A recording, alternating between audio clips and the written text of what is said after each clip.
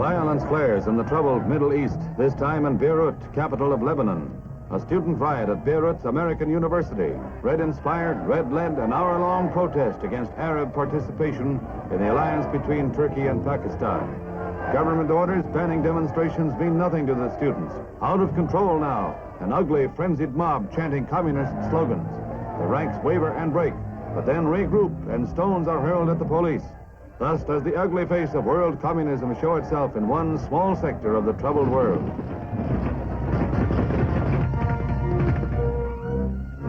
The result, one student killed and 29 injured before police get the upper hand.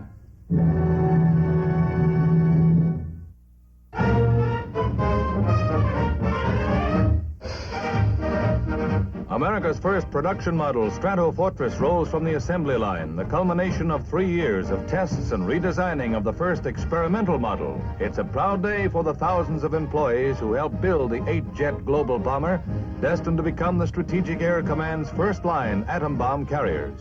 How far will it fly? How fast? How big is its bomb load? Top secret, but it is known to have small plane performance and big ship carrying powers. Mighty new wings for the Air Force. Young America learns safety on the road. Licenses are checked for 250 hand-picked teenagers at the start of a 106-mile economy run in Northern California. The youngsters are given a carefully measured quantity of gasoline, which they must use sparingly during the test. To conserve the precious gas, schoolmates push them to the starting line.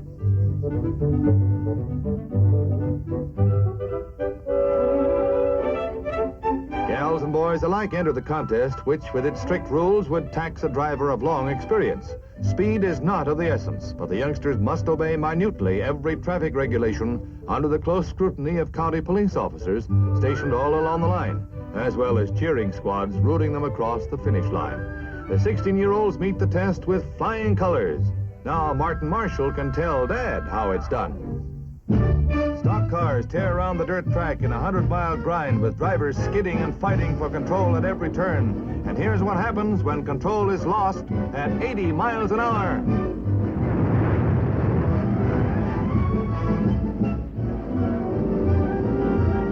Though painfully injured, he's lucky to have survived. Almost fender to fender, they fight it out for position as the pace gets hotter during final laps. 3 cars scramble for the lead, and one goes out of control and is smashed by another. But they walk away from that one. The suicidal pace ends as Herb Thomas flashes across the line, a winner and still stock car champ. Is that a smile of victory or relief?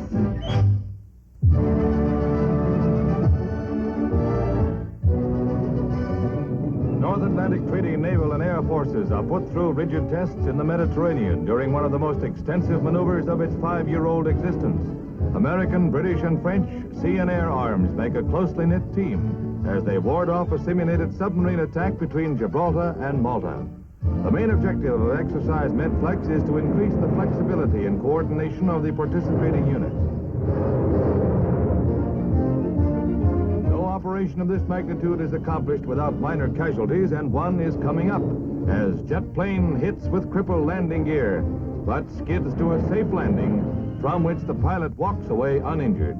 A fitting tribute to NATO's 5th birthday, a fighting force takes shape.